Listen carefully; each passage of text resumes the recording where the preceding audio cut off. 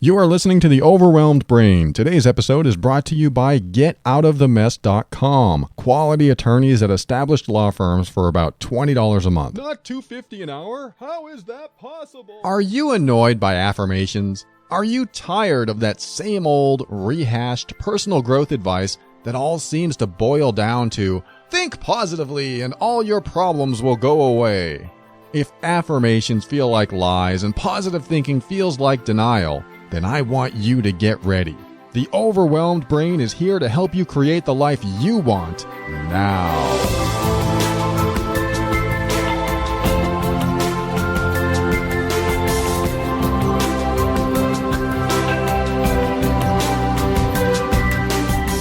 Hello, this is Paul Coliani, personal empowerment coach and host of The Overwhelmed Brain. This is the personal growth show for the critical thinker. On every episode, we'll talk about practical, down-to-earth steps to help you improve your mood and keep you sane in this powerful journey we call life. I want to help you bridge the gap between your emotions and reason, causing you to discover why you do the things you do and what you can do to reach higher levels of happiness and lower levels of stress and overwhelm. Everything I talk about in this show should not be mistaken for actual medical advice or treatment and is intended to be for informational and educational purposes only. Always consult a physician before making any changes to your medical treatment. What you will find here is an increase in your emotional intelligence, a strengthening of your self-worth and self-esteem, the motivation to be your authentic self, and the forward momentum to help you learn, heal, grow, and evolve. All right, let's talk about sex, baby. This is something I rarely cover on this show because it is a very intimate matter, and how much do you really want to know about sex, and how much do you really need to know about sex?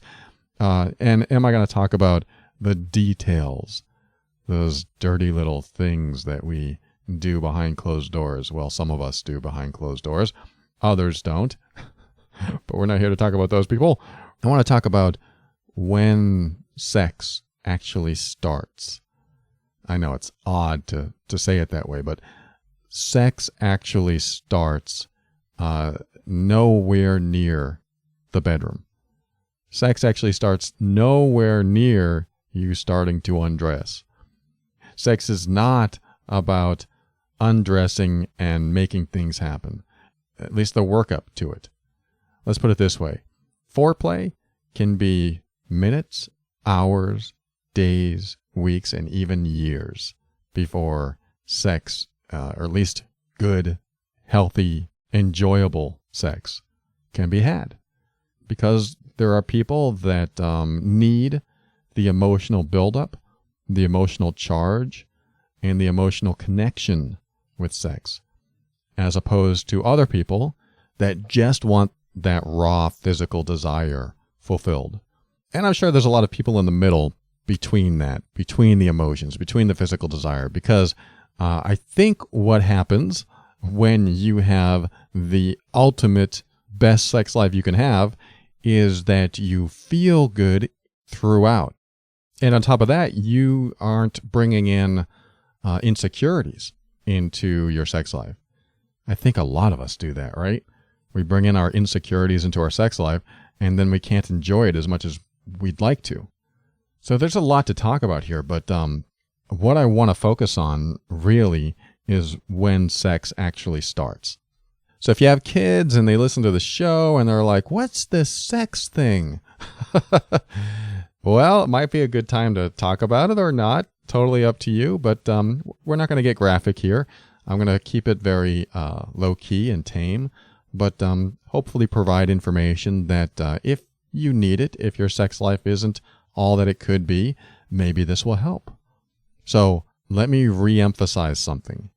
Sex starts when you're at the store shopping for food, and then you decide to look for that special treat that your partner talked about. Sex starts when you're at home watching TV, and you're thinking about what your partner would like to watch instead of you. Sex starts when you're at work. I know this is strange.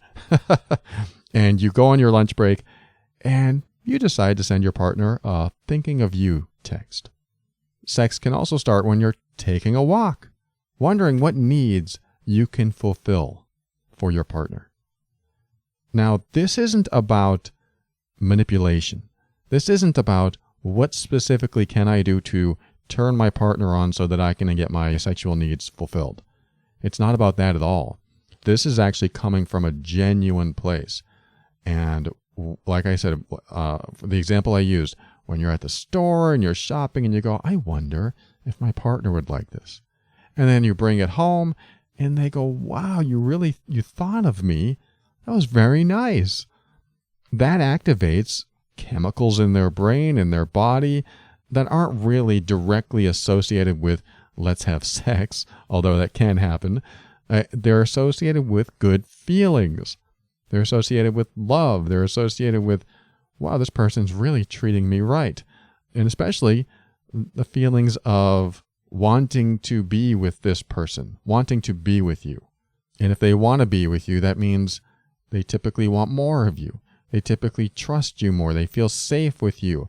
They feel safe being vulnerable with you because you keep showing up, providing for them, providing for their needs, showing that you're listening to them, showing that you hear them, showing that you understand them, showing that you want to understand them. Because what I see a lot when I work with couples, and coincidentally, I just had a sex talk with a client a few days ago, which is what inspired today's episode, is that couples will often wonder why their partner doesn't have sex with them, doesn't want sex with them. And aside from any sexual trauma from their past, which is a whole different set of variables, if your partner has had any sexual trauma, then this particular episode may or may not be helpful for you. Well, actually, it will be helpful, but don't expect everything to turn around overnight.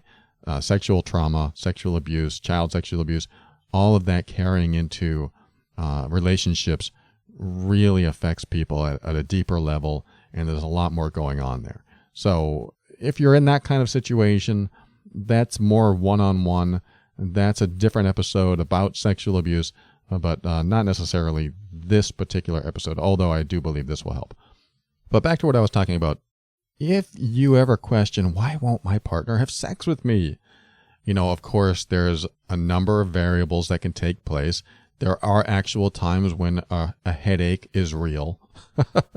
There are actual times when your body isn't in the mood. You're not in the mood.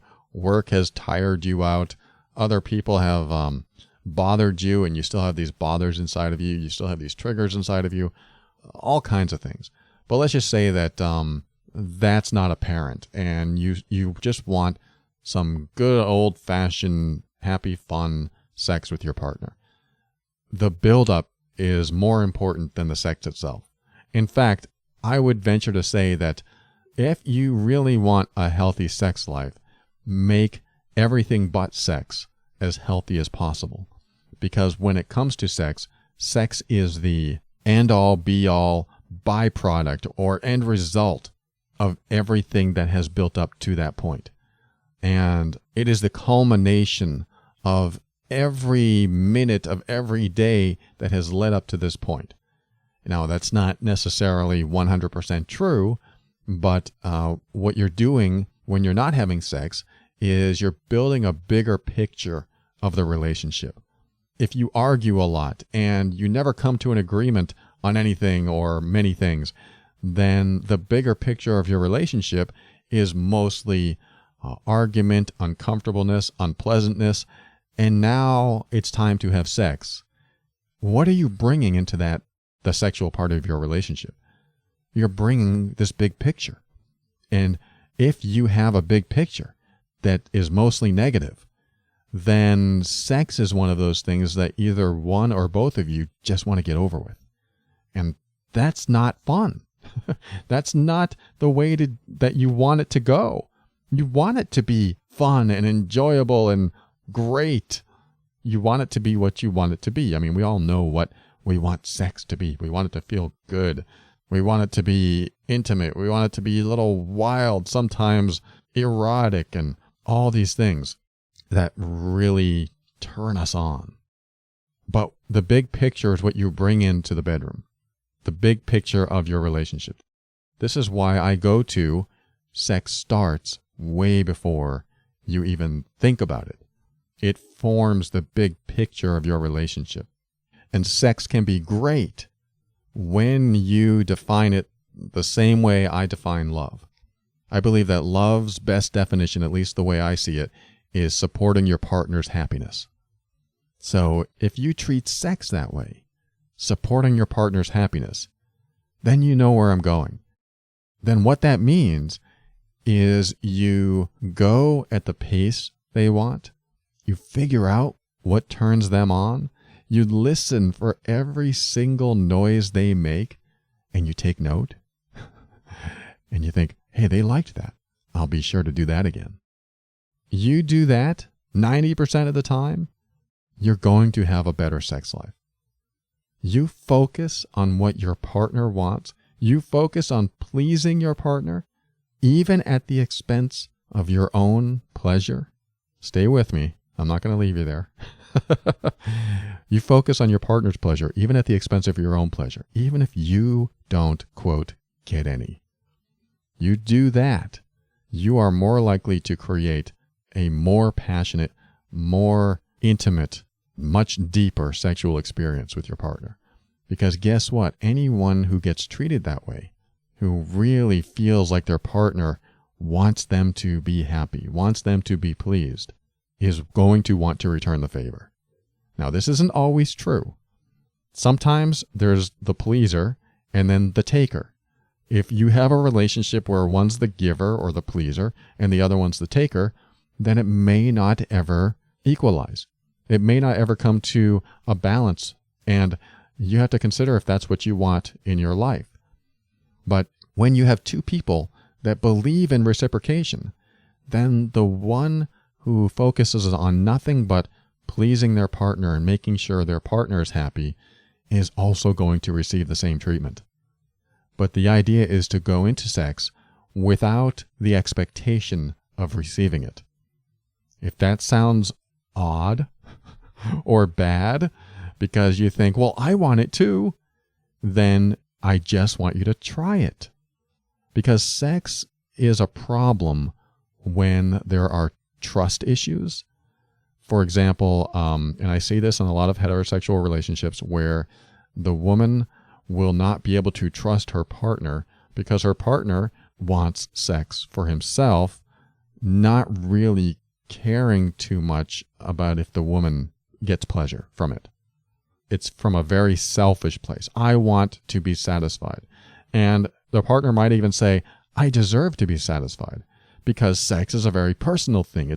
It's intimate, yet we're both going to get off, right? We're both going to be happy at the end, right? The answer is no. It doesn't always happen that way. In fact, many times, if you are completely selfish and into you getting your own pleasure, then your partner's less likely to be pleased by that. I mean, there's all kinds of variables here. Sometimes your partner is very pleased that you're pleased. But if you're not reciprocating that feeling, that sentiment back, then your sex life is going to start to wane. And I don't think you want that. And if you're in a relationship now, if you have a somewhat active or inactive sex life, but you have sex every now and then, the idea is to focus on what your partner wants. Listen to them. Feel your way. Listen for the words. Sense their movement. Be acutely active in observation. And let me tell you what happens when you do this. You start to think outside yourself. Because sex tends to be I want some, all about me kind of thing. Even though I want to please you, it's still going to be for me. Those two thought processes can exist in the same stratosphere. I want sex for me and I want sex for you. That can happen, and that's when a good reciprocation can take place. If you want to rebuild your sex life in a emotionally healthy way, in a physically healthy way, then it's time to just focus on your partner. Now, that doesn't mean it has to stay that way, but usually what ends up happening is that because you focus so much on your partner, you tend to let your own needs slip a little bit purposefully at first, but what happens is your needs get met in more ways. And you may not feel that at first, but if you are genuinely into your partner and helping your partner reach maximum pleasure, this sounds like a commercial, a condom commercial. If you want to help your partner reach maximum pleasure, then concentrate on them. The idea is to let go of your needs in the sexual moment and focus on their needs. Now, let's rewind a little bit. Sex starts when? It starts every other time when you're not thinking about sex.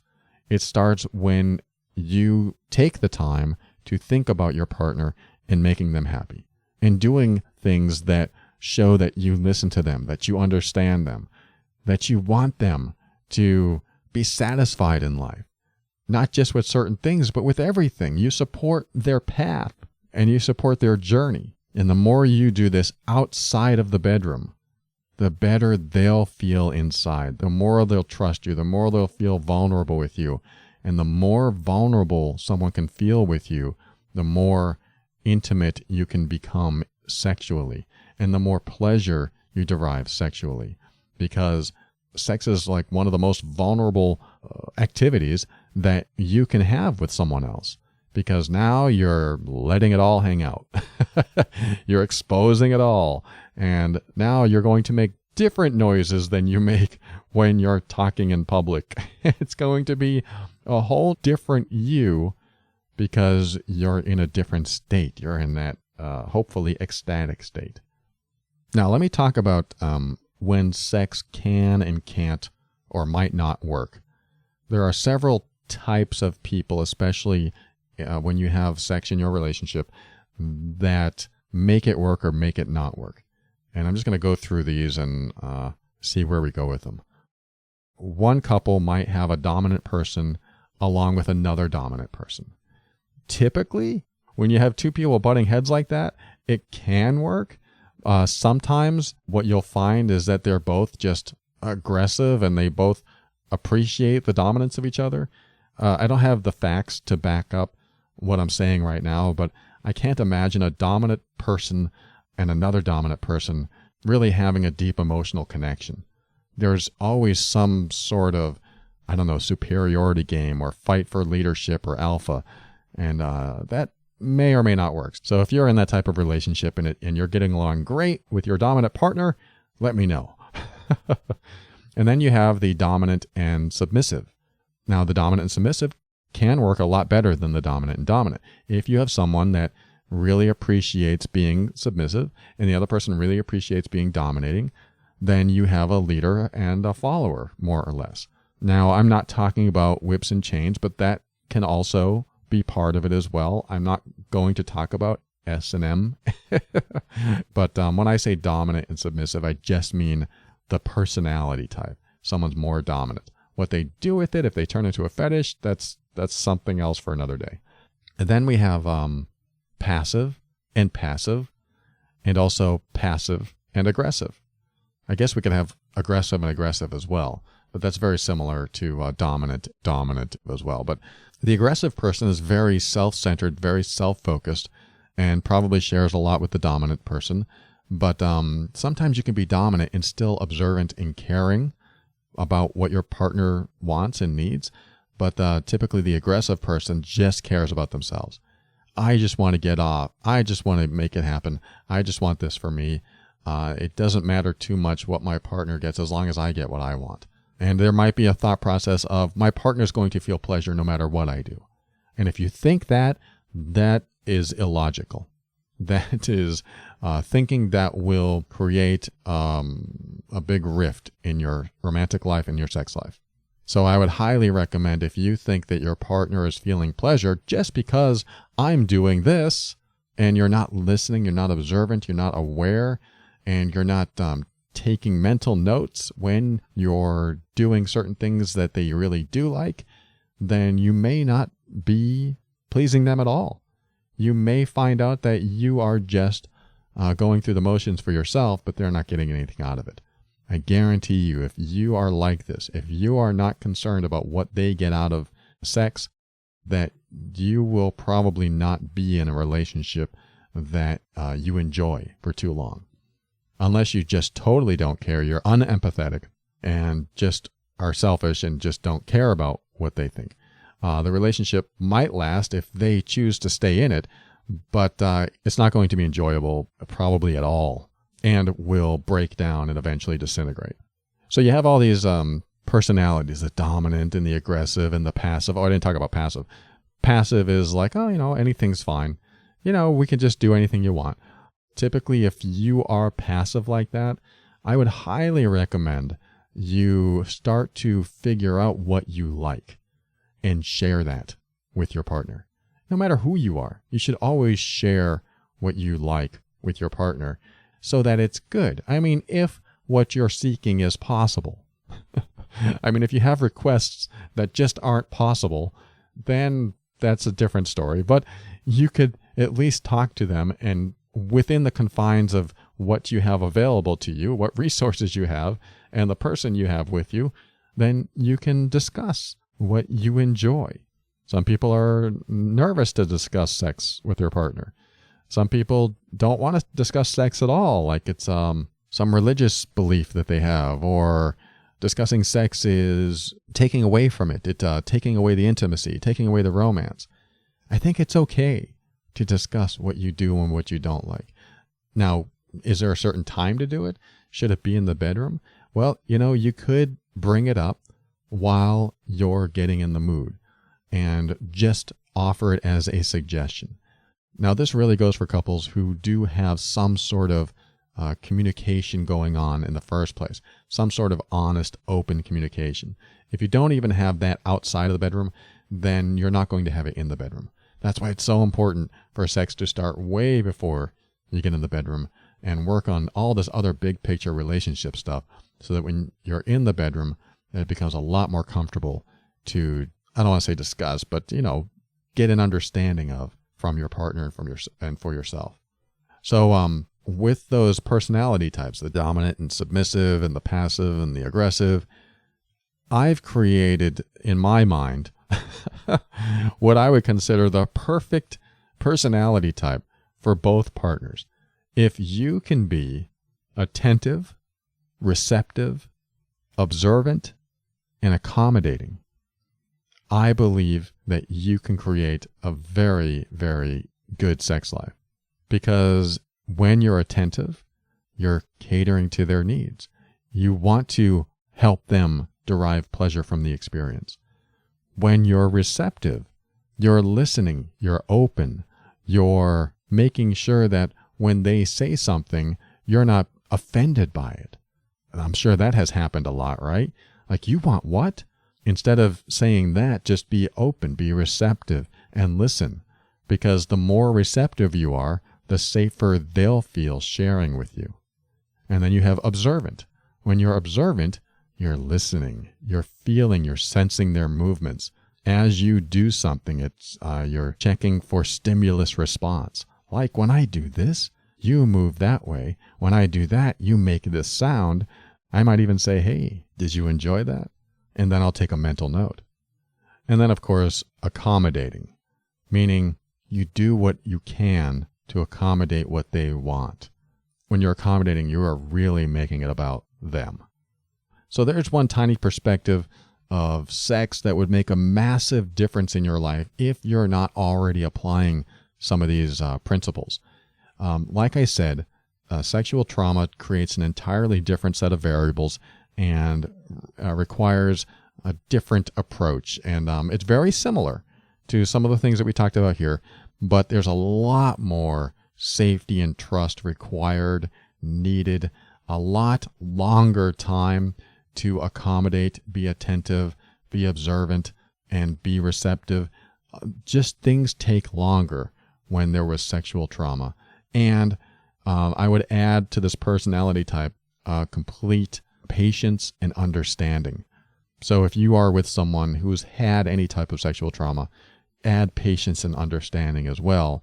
And you do have to be a certain type of person to be able to wait and be patient and continue going along a path of not walking on eggshells, but just being very sensitive to their needs. Because what happens is they'll get triggered off of something that seems completely benign. And then you're like, what did I do? What's the problem? And if you're attentive and receptive and observant and accommodating, then you're going to go, oh, they don't like that, so I won't do it again. It takes, like I said, a special type of person to be with someone who is in that state. But it can and does work if you have the patience and they're also working on healing themselves. I mean, if you're with someone who's not looking at their past, doesn't want to deal with their past, then they'll hold on to triggers. I mean, I'm not talking about everyone, but a lot of people will hold on to their triggers if they choose not to deal with them and heal from them, which means that those things may never change. And then you'll have to come to a place in yourself and think, do I want this in my life? Do I love this person to be with them and be okay with the way our sexual relationship is now? Or do I need more? And if so, maybe we need to have the talk. Again, that's a different episode for a different day, but you get where I'm going. Otherwise, if you are with someone who really is open to wanting to improve your sex life, then I would highly recommend you utilize some of this and start sex way before you even think about sex. Because I tell you what, when you're able to pinch your partner in the butt and not expect anything in return, that's going to give you big points.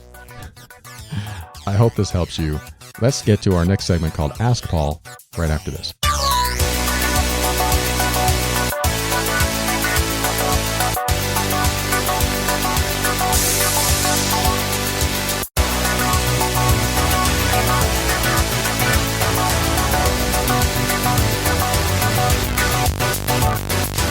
I want to share with you a service that is designed to do one thing, but in many, many ways. And that is to protect your rights. I can't tell you how many times in life where I felt completely backed into a corner with no options and nowhere to turn. I just wanted justice. I don't mean vengeance, although I have to admit I felt that in the past too. I mean justice where what was right was what prevailed. Not injustice where the bully wins. I'm talking about a service that gives you access to a law firm that you can call and ask questions to real attorneys who will give you advice, but not for $250 an hour. This service is more like $20 a month. I mean, think about having access almost any time you need to talk directly to a lawyer. And not just a single lawyer that has his or her own specialty. I'm talking about a team of attorneys that each specialize in specific areas of the law. That means no matter what you're dealing with, you're going to be able to get guidance from a specialist in that field. Asha is a representative for Legal Shield, and she introduced me to them so that I could have a resource to turn to whenever I had a question about, anything. But my main concern was this entity that I call the overwhelmed brain. She said, you need to have someone you can ask questions to. Get on a plan so you always have access to the right advice. You don't want to take a chance with your business. I said, good point. You're right. And now that I'm with them, I feel so much more comfortable. I felt more comfortable writing my book. There were contracts and other legal documents that I didn't understand that my law firm did. So I felt like finally someone was watching over me. I want someone to be there for you too. I want someone to watch over you, or at least be available to you if you need guidance in any area where you want justice, or at least the ability to protect your rights. If you're in the US or Canada, call Asha at 678-355-8777 and ask her if this service is right for you. You know, she just told me a couple days ago that she told someone not to buy the service. I asked, really? Why not? She said that she doesn't want to sell the service to anyone that doesn't need it. The person she talked to didn't need it, at least not yet. So call Asha and she'll tell you straight up if this service is going to work for you or not. It's worth a phone call. She's not here to sell you legal insurance. She's here to help you determine if you need it at all. Visit getoutofthemess.com or call 678-355-8777 and get the information you need.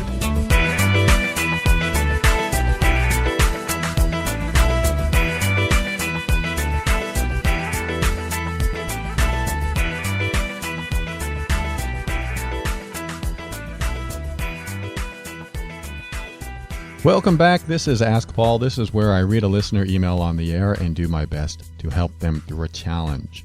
I'm going to read an email from someone I'm going to call Marcia. She says, I've been listening to your podcast every single day since my ex-boyfriend dumped me completely out of the blue. I was wondering if you had any tips on how to move on when there's no closure at all. He said he loved me and not to worry about us, and a few hours later he called me and told me he didn't love me anymore. He completely cut me off and only replied to me saying he doesn't know how to handle this and he can't do it anymore. He won't give me any closure. I was his most serious girlfriend, and I think maybe he might have been scared of commitment.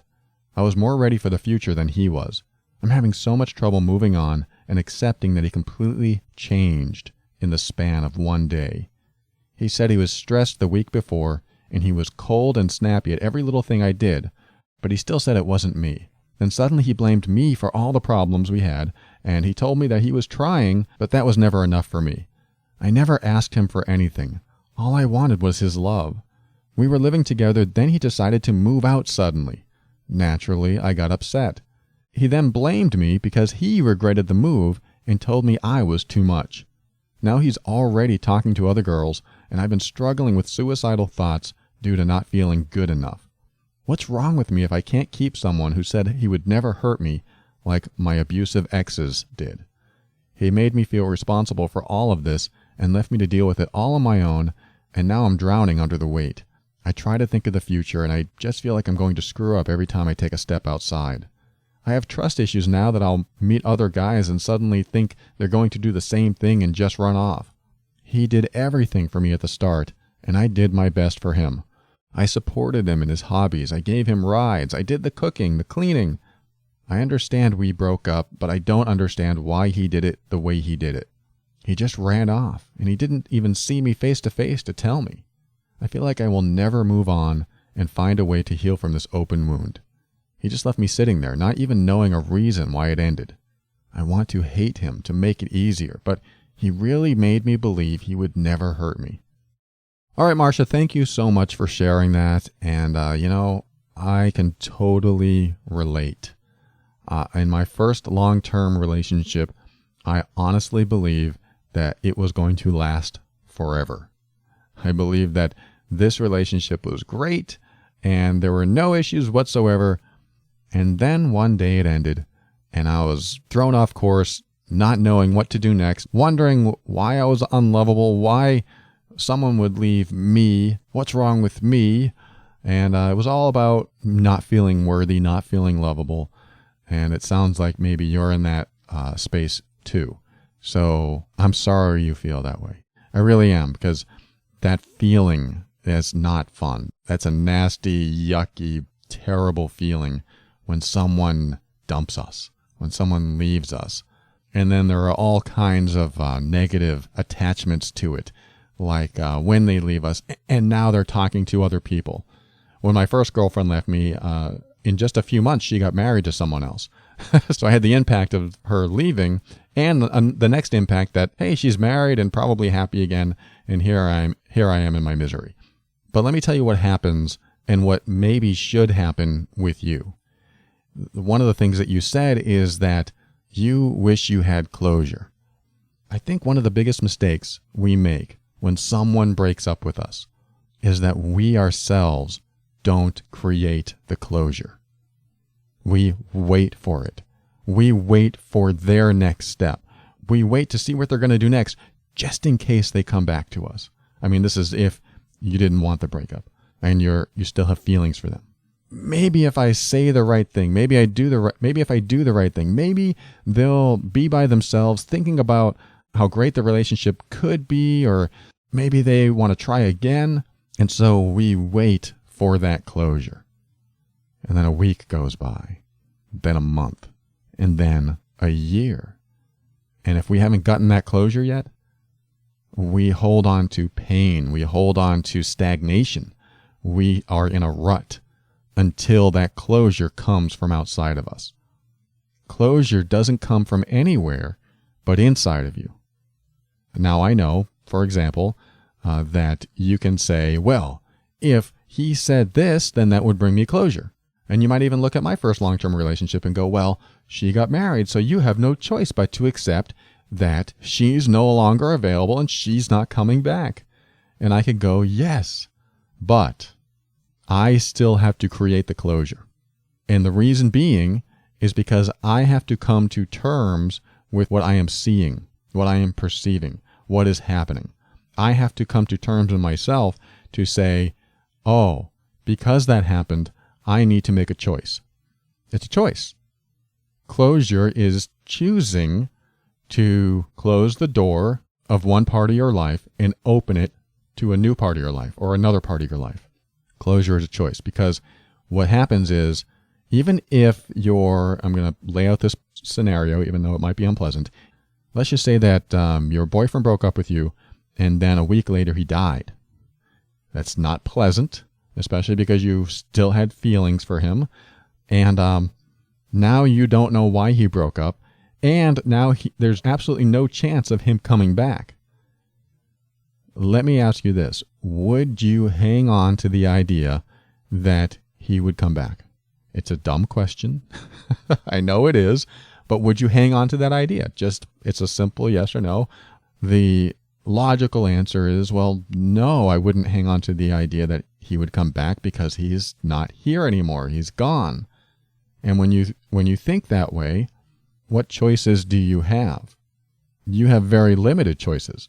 You can choose to hang on to the idea that he's coming back, or you can choose to go, wow, this is the worst thing that ever happened, but I have no choice but to accept that he's never coming back.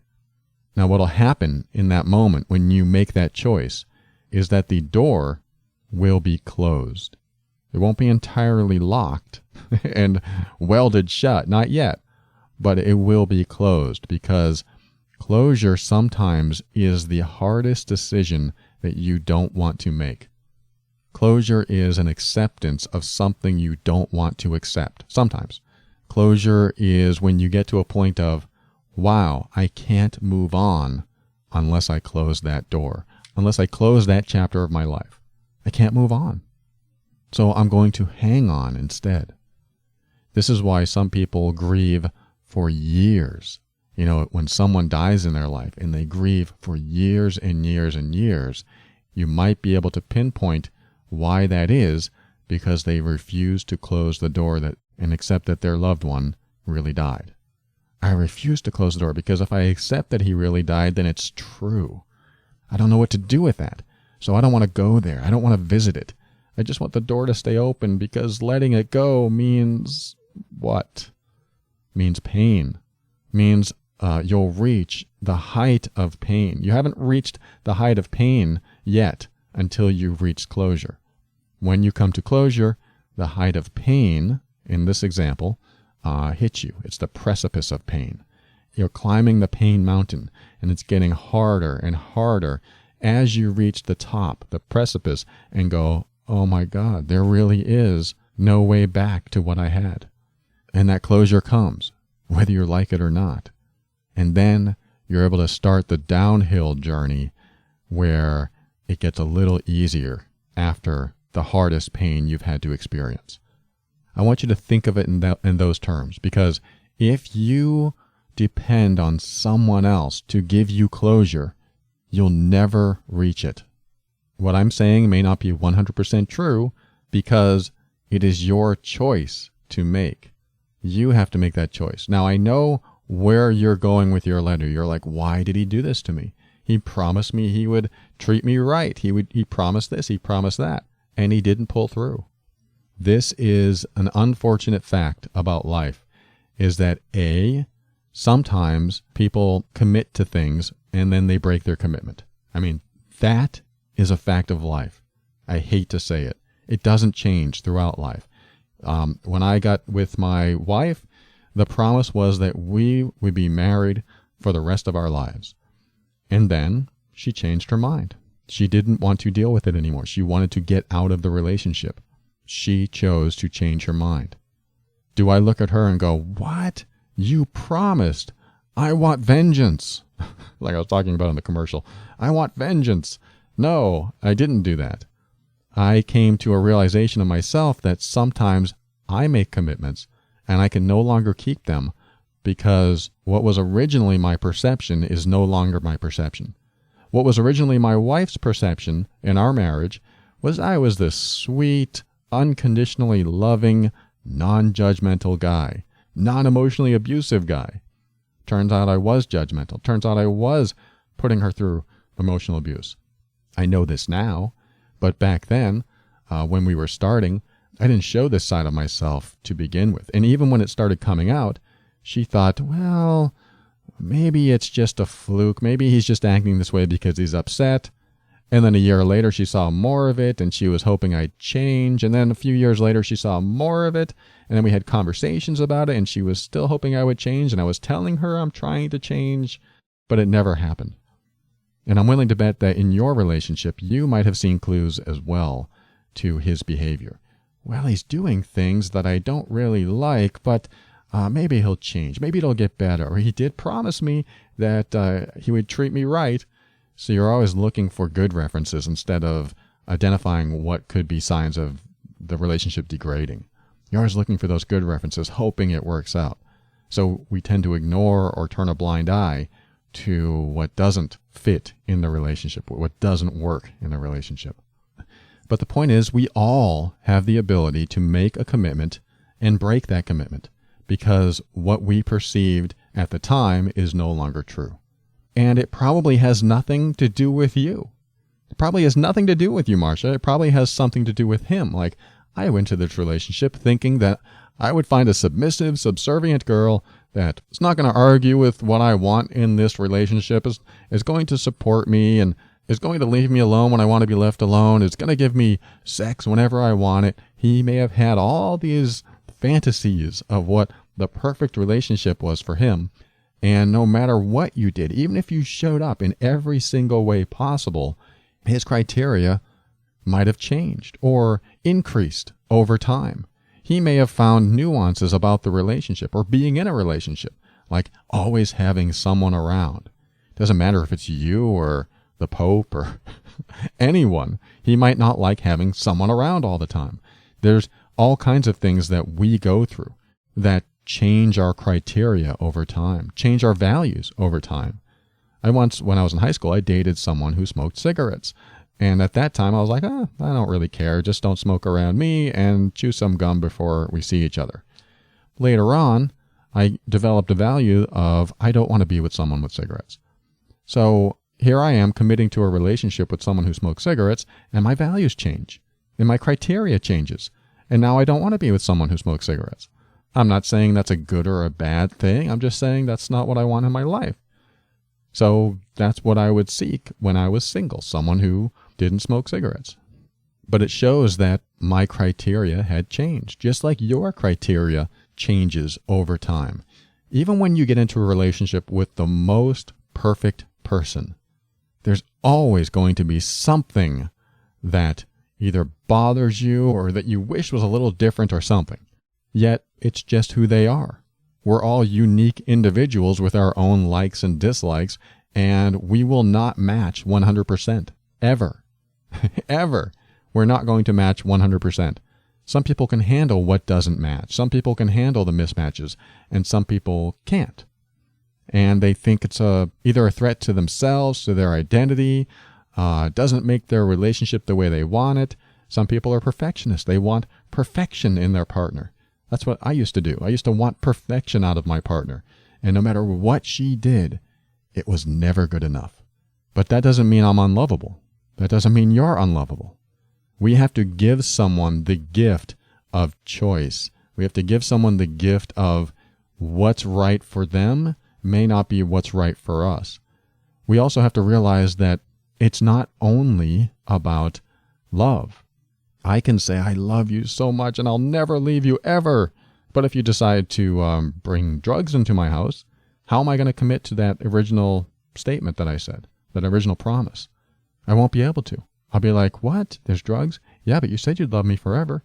Yeah, but I don't want drugs in the house. Yeah, but you said you'd love me forever. Love should override anything, shouldn't it? And that's when I create new criteria. Love doesn't override everything. It can't override everything. If I make love override everything, then I start becoming unhappy.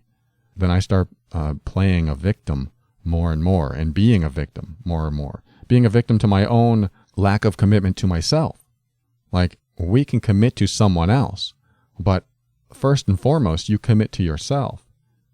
So I know what I'm saying right now probably isn't too helpful to make you feel any better, but what I'm trying to convey is that no matter what someone says, when they're in love and they're blind to the nuances and little things that might bother them, it changes. The criteria changes.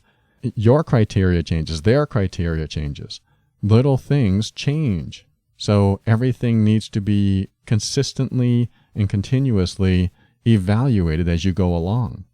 That doesn't mean you're always scrutinizing. It just means that relationships are always a work in progress. Now, you can approach a relationship with an unconditional love for your partner, but good luck getting it back. It just doesn't really happen that often.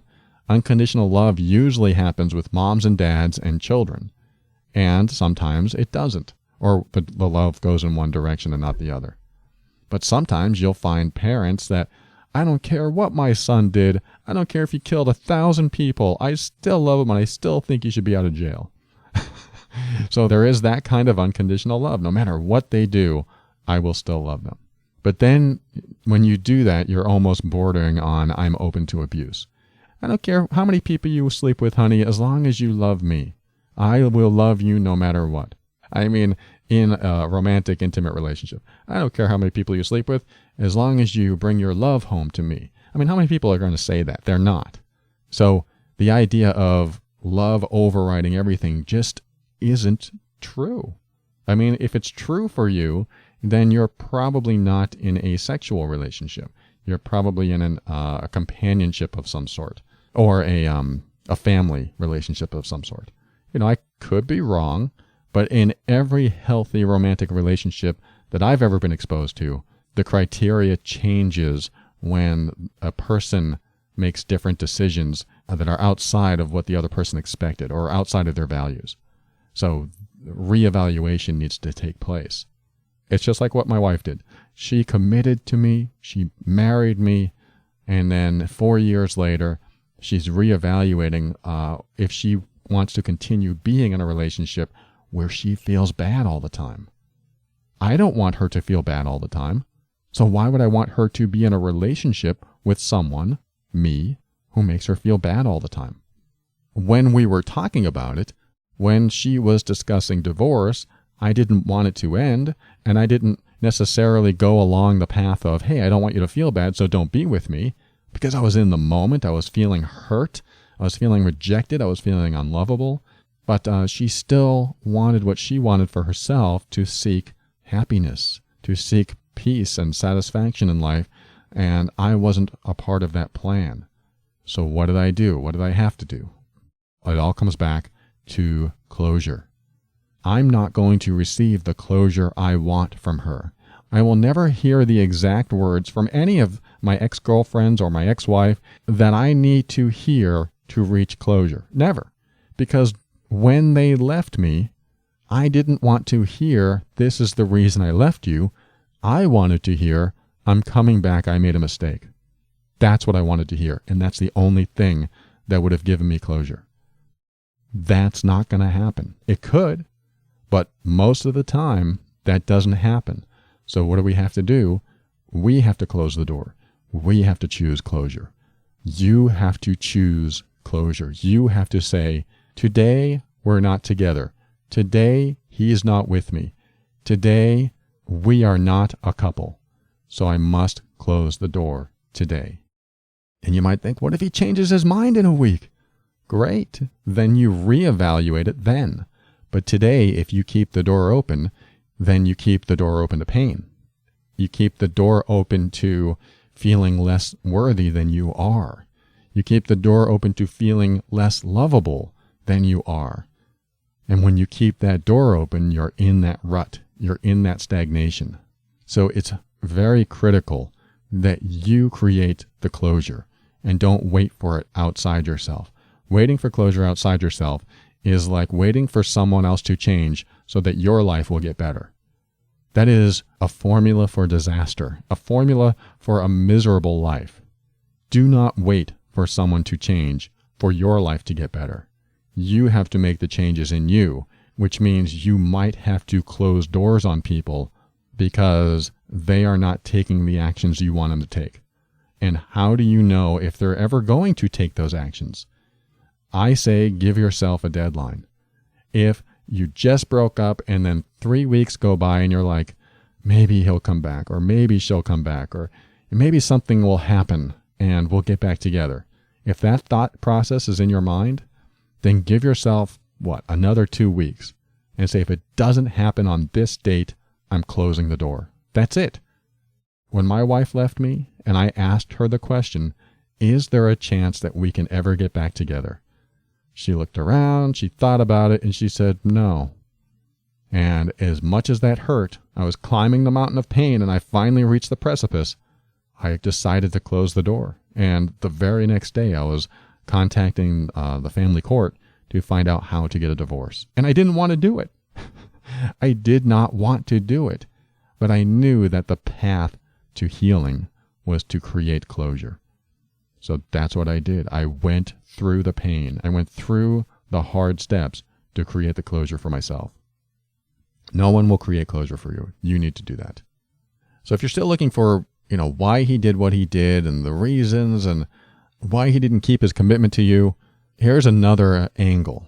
And I can actually relate to this guy a little bit, at least in my past self, my former self, because I used to hate confrontation and I would make up anything in order to avoid confrontation. What is confrontation? Confrontation is making someone else feel bad or not wanting to make someone upset with you. I wanted to avoid that at all costs. So I would make up all kinds of crap. And that's what it sounds like your ex is doing. Making up all kinds of crap just so he doesn't have to tell you the truth. I guarantee you the truth is not, you're unlovable, so I'm not going to love you. That's not truth. Everyone is lovable. The truth is probably a lot different than that. The truth is going to be about him and what he wants in his life and what he wants for himself. And it is possible that he just lied to himself from day one. Who knows? But his truth is not the truth. His truth is just his life. And what he's doing to avoid confrontation, not express himself, not be honest with you and others, not be honest with himself, not be authentic, that's his truth. Because I guarantee you, if you go into a relationship authentically from day one, telling your truth, you're not going to run into strife and conflict. I mean, it's rare because you're going to be honest. And that means everything's laid out on the table. Hey, here are all my emotions, all my dysfunctions, everything that I think will be a problem in the relationship. Can you handle it? Because if you can't, this isn't going to work out. Then the other person goes, wow, this is everything? And then they might say, well, there might be more along the way too, but this is all I can think of.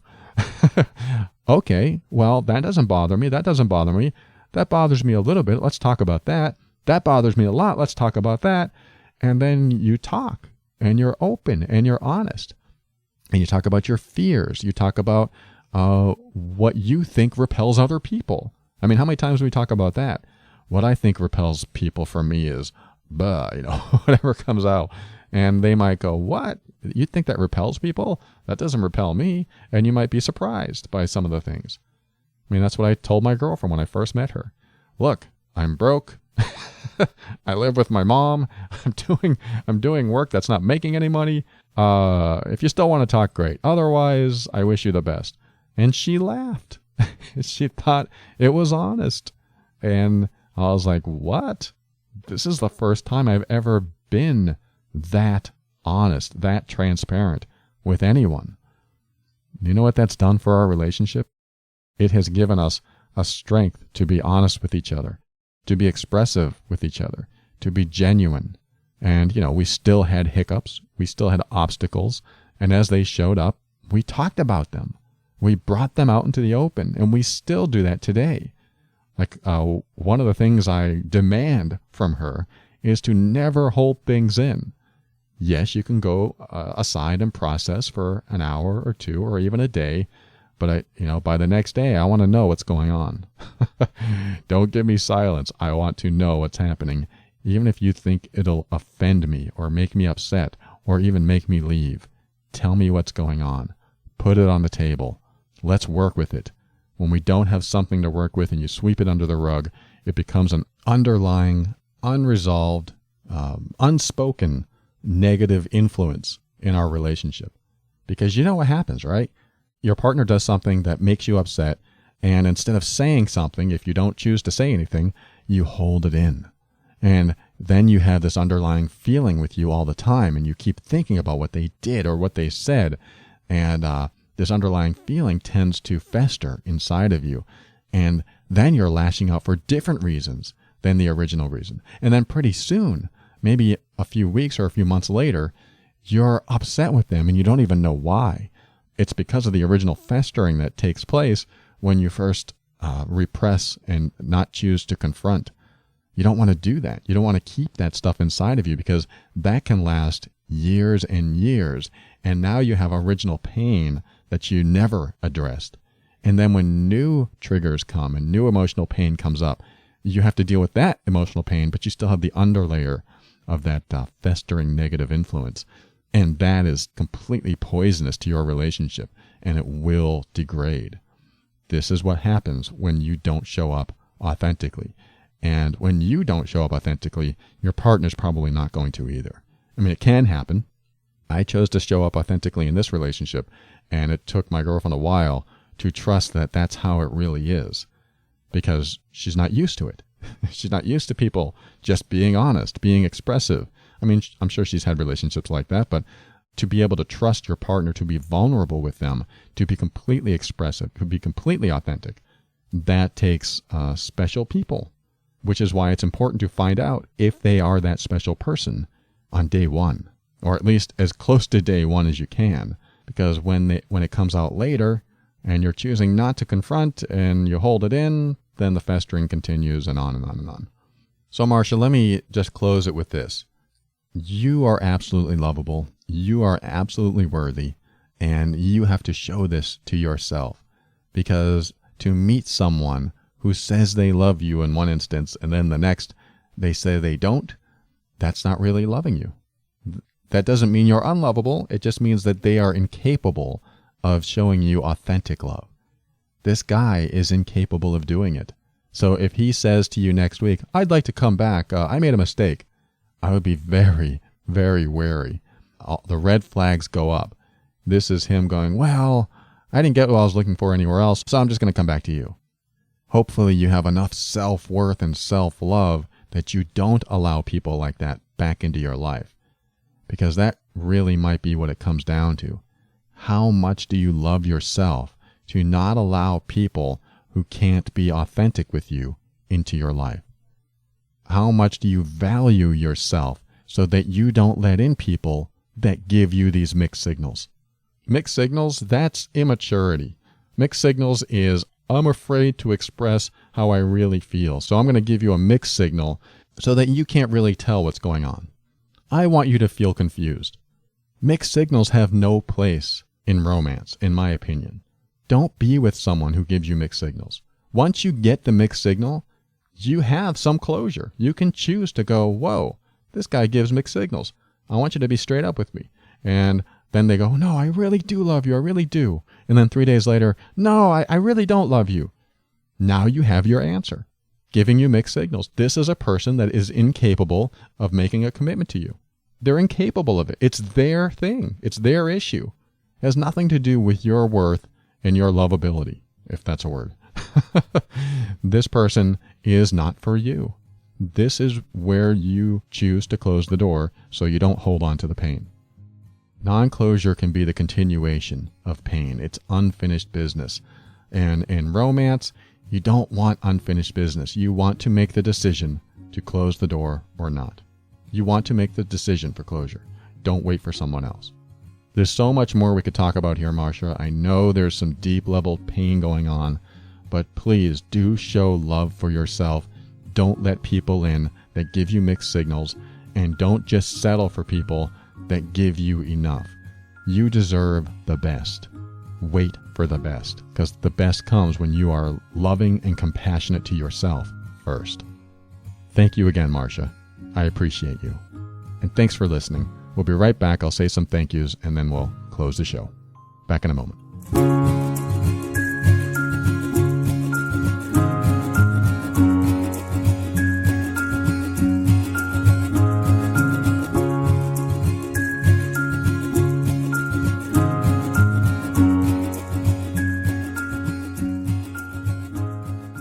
Thank you for listening to another episode of The Overwhelmed Brain. I want to thank two people for their reviews in iTunes. They were kind enough to give the show 5 stars. One of them was Eric CS. He says he has a great perspective. Thank you, Eric. I appreciate that. And the next one is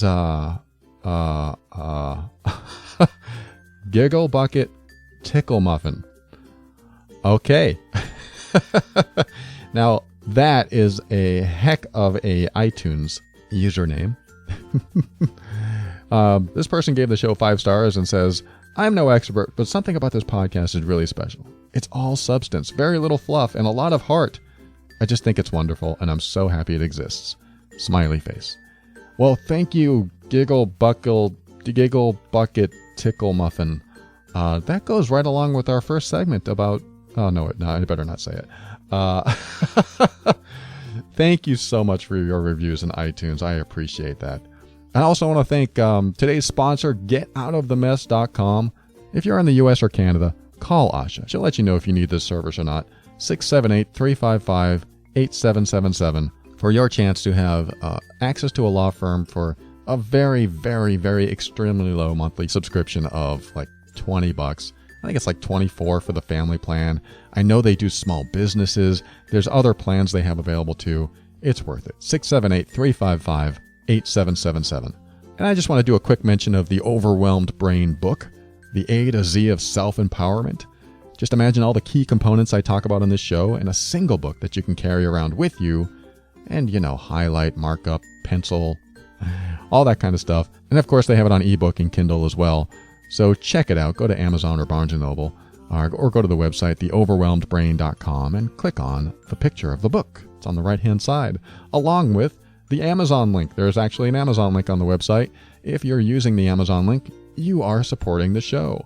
You can buy anything you want on Amazon, so why not use the Amazon link on theoverwhelmedbrain.com?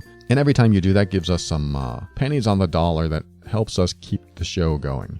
If you're doing that, I appreciate you. Your shopping habits are making a difference. Thank you. And I want to thank the patron members. If you want more episodes, I think we have like 51 or 52 episodes right now in the patron program, along with worksheets, and we're about to release very soon the MEAN worksheet, Manipulation and Emotional Abuse Number, that you can find out just how much emotional abuse may be going on in your relationship. You can find out more about that at theoverwhelmedbrain.com/MEAN. When that comes out, anyone in the patron program that is in the silver or higher level will get free access to that worksheet and the other things that I'm planning to release with it. So check it out. You don't have to join the patron program to get that. You can go to theoverwhelmedbrain.com/MEAN, or you can become a patron and start your support of the show and listen to all those extra episodes and worksheets and group trainings and even email coaching at patron.theoverwhelmedbrain.com. And finally, thank you to Kevin MacLeod of Incompetech.com for some of the music transitions in The Overwhelmed Brain. And I'm going to close the show with a little story about an early episode of The Overwhelmed Brain.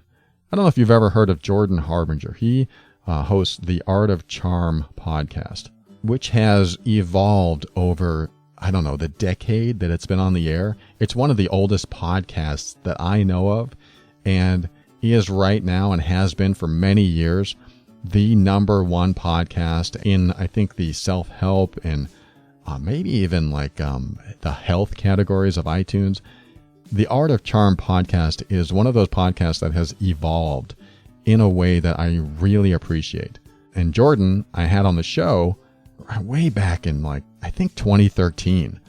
And I want to tell you this story because when I first had Jordan on the air, the very first thing I said to him was, all right, with us we have Justin. Justin, how are you doing? And Jordan said, Justin, who's Justin? And I said, what do you mean? And I said, and I looked down at my notes and I go, oh my God, it's Jordan. I'm so sorry. I said, what a way to start the show. That is so disrespectful. I am so sorry. And I really meant it. I laughed because it was ridiculous. I felt ridiculous. I felt like an idiot. And at the same time, I was being authentic. I was just like, I'm being so disrespectful. You're absolutely right. That was just the worst mistake I could have made. I was just starting this show, The Overwhelmed Brain, and I had a very respectable, someone I should respect, guest on the show. And the first thing I did was disrespect him by calling him the wrong name. So after I said what I said, I'm so sorry, that's so disrespectful, he just cracked up. Because he is a veteran podcaster. He's been doing this for many, many years. And it probably made him chuckle knowing that here's this very green guy on the air calling him by the wrong name. And to him, it was just like, oh, where is this going to go, And so he's laughing. And I said, well, I'll just take that out in editing and we could start over. And he goes, you should leave that in. And I thought about it for like 2 nanoseconds and said, you know what? I will. And because I did that, that really felt good. I mean, that really started my authenticity on the air. I decided to leave in those silly mistakes that I sometimes make and not edit them out because it's more authentic. It is transparent. And we were just talking about authenticity and transparency. And we ended up having a great conversation. I think it was on nonverbal communication. And the guy's really brilliant. He knows a lot. And I highly recommend you check out his show. It's called The Art of Charm. And the reason I recommend you check out the show is because being the critical thinker that you are and wanting to improve your life, his show has covered probably everything that I've ever talked about and 100 times more. Because he's just been on the air for so long. And on top of that, he's had every expert that you could probably name off the top of your head in almost every area, every field, like creating confidence, how to get people to like and trust you, how to keep things fresh in your relationship, how to create or end a relationship, and other things like productivity, time management, something called biohacking. I don't even know what that is. I think it's like what you do to yourself. How can I improve myself by hacking myself or hacking my mind and things like that. It's just basically anything that will help you upgrade your brain.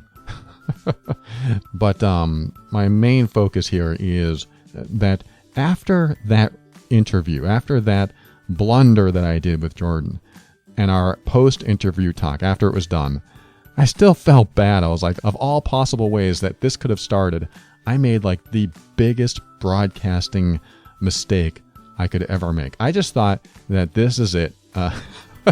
This guy's going to think I'm a complete idiot and not want to associate with me at all from this point on. It's just like, well, that was a waste of time, and I'm on this amateurs show, and this won't go anywhere.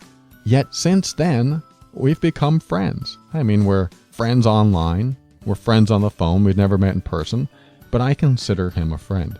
So my point is that what started off as what someone might call a bad first impression turns out to be probably what caused us to be friends in the end. And I just find that fascinating. I even think about it now and go, isn't that weird that I made a mistake and he laughed about that mistake, and that created a bond that has lasted and continues to go on. And I think that's a great lesson to walk away with. Not that you have to create a mistake to make people laugh and now you're friends, but the idea of what do you do after the mistake? Who do you become? Who are you when that happens? Because I've seen this like on TV and even radio shows where someone makes a mistake and then they feel really bad and they go inward and they go, oh my God, I'm so sorry. And then they just feel bad instead of just going, what an idiot I am. They just hold it in. They don't express what's going on inside of them. And in that moment, I decided to express what was going on inside of me. I said it out loud. I go, oh my God, what an idiot I am. I just disrespected you. I have this like celebrity on the air and I'm disrespecting him. And I said that out loud. I don't think I said celebrity, but it was a big deal for me back then. And that broke the ice because I was genuine, because I was authentic, because I didn't hold it in. And I actually had some negative self-talk that instead of keeping it inner dialogue, I made it outer dialogue. My inner self-talk came out. What an idiot I am.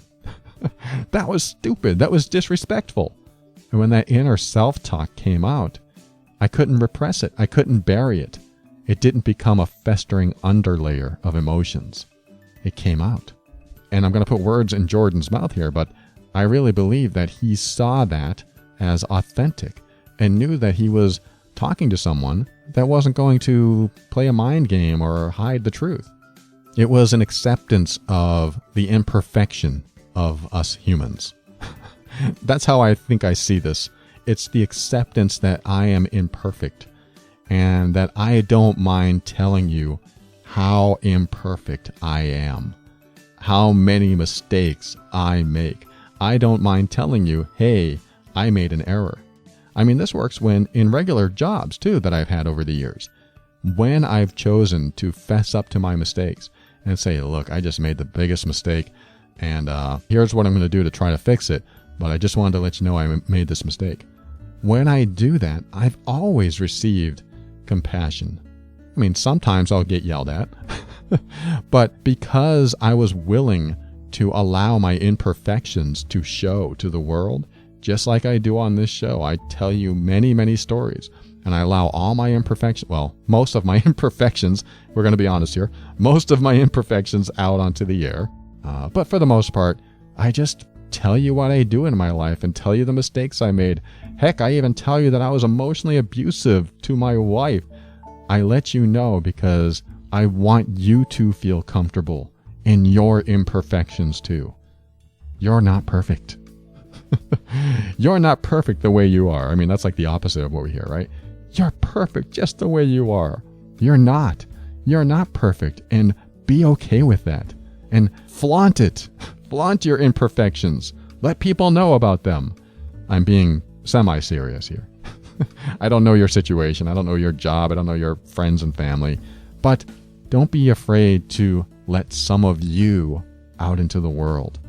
Because sometimes good things happen because of it. Most of the time, I think.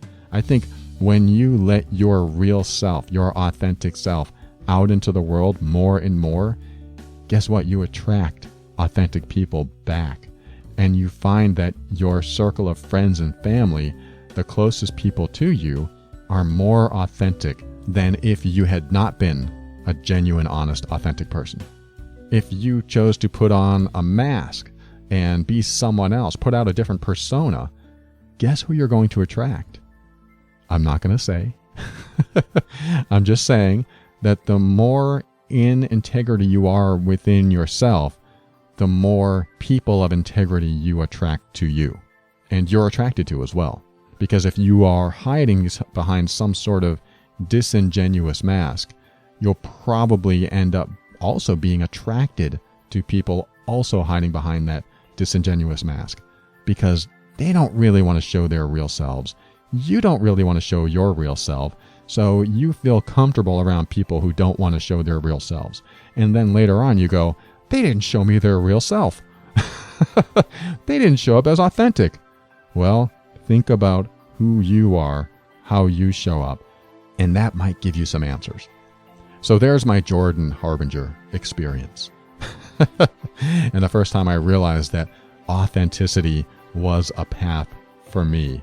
And it has brought me very good people in my life and continues to do so today. How can you start this if you're not on that path yet? Well, all you have to do is keep your mind open and step into your power and be firm in your decisions and actions so that you can create the life you want. When you're trying to be expressive and authentic, just remember, always take steps to grow and evolve because you are powerful beyond measure. And above all, and this is something I absolutely know to be true about you, you are amazing.